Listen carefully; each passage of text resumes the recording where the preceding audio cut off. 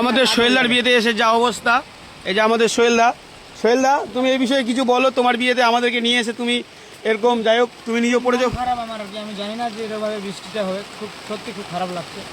অসংখ্য বৃষ্টি হচ্ছে, অসংখ্য শুধু বৃষ্টি। কী করে যাবো, দাঁড়িয়ে আছি, কী করবা, কপালে ছিল।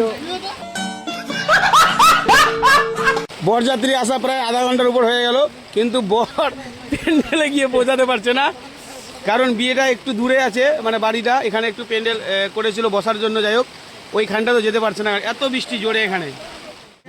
বরের জন্য বরের ভাই ছাতা নিয়ে আসলো বাড়ি থেকে।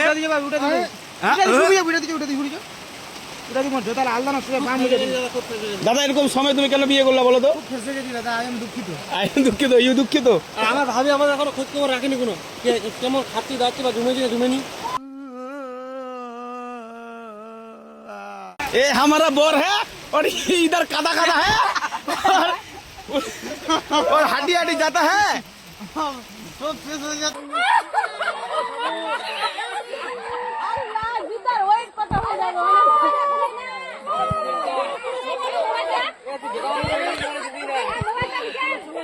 সোহেলদার বিয়েতে অনুষ্ঠান ছিল 350 চিঠির আয়োজন, কিন্তু এই বৃষ্টির হওয়ার কারণে অনুষ্ঠানটি বাতিল করা হয়েছে।